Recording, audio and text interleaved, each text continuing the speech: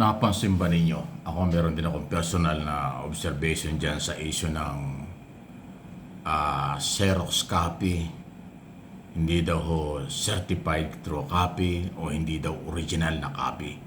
Ito yung mga ebidensya, dokumento na naipresenta ng mga taga-usig, House prosecutors at private prosecutors sa impeachment trial ni Sara Duterte.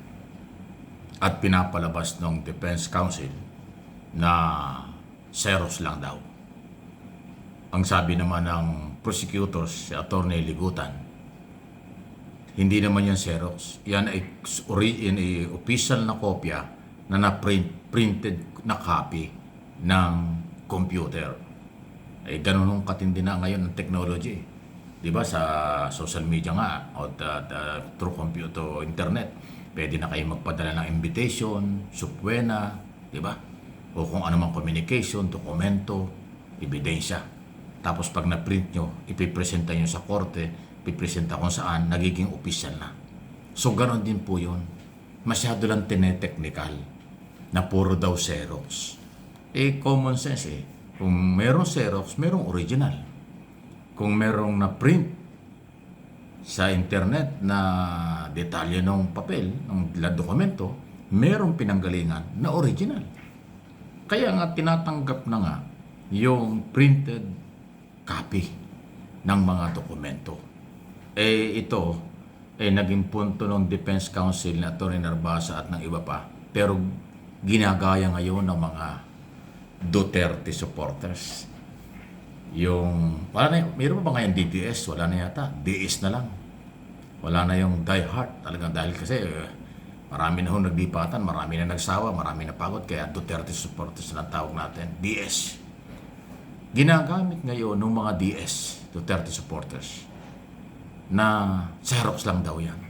Alam po ninyo, sa impeachment trial, ang purpose nito to removal sa posisyon, perpetual disqualification, walang pagkakakulong. Ibang-iba ang court trial kaysa impeachment trial. Di ba? So yun po yun. Kahit ho sa mga korte, yung mga printed na kopyang ganyan, tinatanggap na rin eh. Eh bakit kailangan gamitin pa ninyo? Ang babaw ng mga argumento yan. Hindi mahalaga yan. Ang mahalaga, totoo bang may banta? Totoo bang nagbanta? Totoo bang nagutos si Sara Duterte para kunin ang buhay ng Pangulo, First Lady at dating Speaker? Sabi ng NBI, original yung video at audio ni Sara Duterte noong November 23, 2024 sa isang press conference. Pinatunayan ng mga reporter, 6 na reporter na ipinatawag at nandoon sa press conference na si Sara Duterte ngayon. Yun ang mahalaga. Hindi yun nabali, hindi yun nasira ng Defense Counsel. Ang sinilip nila yung mga record na ipiniresenta ng prosecution na mga Xerox lang daw, hindi original. Naku po. Tapos ginawa ng mga DS ngayon na paano tayo maniniwala ay Xerox lang yan. Eh, papeles lang yun eh. Yung audio-video, yung pagsasalita ni Sara Duterte, yun ang pinatunayan. Na talagang banta niya yun. At itinuring ng National Security Council, tinuring ng PNP, tinuring ng NBI, itinuring ng Armed Forces of the Philippines, na yan ay threat, bantayan sa Pangulo. At ngayon, napatunayang totoo, na yan ay galing kay Sara Duterte. Yan ang issue. Huwag niyong ilihis yung audio-video mahalaga kaysa doon sa dokumentong kung ano-ano. Ganyan silang kababaw. Ay ngayon, may balita ko, meron pa nga nag-forward sa akin isang araw, natawa ako doon, mali pa nga yun eh. Nag-print ng pera. Yung mga Duterte supporters, nag-print ng pera. Parang gusto nilang palabasin, pwede na pala yung Xerox. Ito, Xerox na pera. Naku, mananagot kayo sa Central Bank. O Central Bank, kumilos kayo. Yung mga ilang Duterte supporters na napakababaw ng argumento, nagse-Xerox ng pera. Ginaya nila na yung Xerox document sa impeachment trial, pwede pala. So, sinerox yung pera, baka pwede rin yun. Bawal na bawal yan. Fake na pera yun, automatic pera. Pag ang pera sinerox, yan ang fake. Merong ibang batas na inyong pananagutan dyan. Kaya yung gumagawa niyan, ingat kayo. Talaga ang dami ng ignorance of the law. Sa totoo lang pasintabi na po, mananagot kayo. Yung pagsiserox ng pera para palabasin yung pwede pala yung xerox, labag yan sa batas ng Central Bank.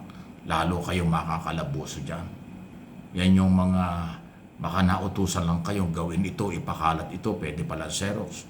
Sa papeles, pwede ang xerox. Dokumento, dahil dokumento yan, pwedeng i-xerox. Diba? Pero yung pera, bawal na bawal i-xerox yan. Pag ginawa mo at nahuli ka, mananagot kayo. Tapos yung sinerox na pera nyo, gagastusin ninyo. Di man luloko kayo sa tao. Panay bagong kaso yan. Kayo talaga, Duterte supporters talaga eh.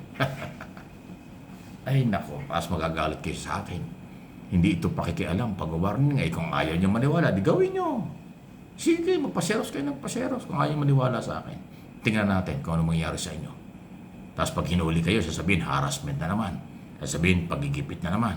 Sasabihin yung inyong karapatang mag-xerox pero babawalan. Eh, kalokohan naman yan eh. Wala kayong bansang pwedeng tirahan kung lahat ng katwiran nyo baluktot. Kung lahat na lang na sinasabi nyo ay paglabag sa batas. Sinasabi nyo itong gobyerno ay lumalabag sa batas. Eh kayo yung lumalabag sa batas eh. Ang gobyerno nagpapatupad lang ng batas. Yung pagsiserox ng pera, labag sa batas. Pag pinanagot kayo, talagang dapat kayo managot. Hindi yan pananakot, hindi yan harassment, hindi yan pangigipit. Kalokohan talaga lahat eh. Kaya kayo nabansag ang DS eh. Duterte supporters kasi puro kayo ganyan eh. Kung hindi man lahat, marami sa iyo ganyan. Huwag ipamana ang mali. Tapos pag hinabol kayo sa inyong maling ginawa, magrereklamo pa kayo, tinamaan kayo ng nanay nyo talaga. Oh. Tatawa ka na lang tatawa ka na lang sa inyong mga galaw for information, for education lang ito. Kung ayaw naman yung maniwala, again, ulitin ko, sige, gawin nyo ng gawin ang gusto nyo. Tingnan natin kung saan kayo pupulutin. Tingnan natin kung anong magiging problema nyo. Tingnan natin kung anong buhay ng inyong pamilya sa inyong mga ginagawa. Yan man ikusang ginagawa nyo o inuutusan kayo kung sino man, tingnan natin kung anong level ng buhay nyo. Di ba? Di ba? Baka sa bandang huli, pag nakalabuso na kayo, sasabihin, ay tama pala si Mike Abe. Mali nga pala mag-xerox ng pera. At tama pala si Mike Abe, ay nga pala mga xerox ngayon ay tinatanggap ng dokumento sa mga ebidensya, especially sa impeachment court. O, di ba? Di, siyempre, may kasabihan. Ang pagsisisi ay sa bandang huli. Kaya naman ako nagpapaliwanag ng ganyan para hindi na kayo magsisi sa bandang huli. Maiwasan na yung dapat iwasan. Dahil hindi naman pwedeng lahat ng gusto nyo pwede. Lahat ng gagawin nyo legal. Hindi ganon. Merong accountability. Ayun, Sige lang po. Good luck sa inyo. Please like and share. Subscribe and follow lalo na po doon sa mga nakakaintindi ng ating mga pinag-uusapan dito.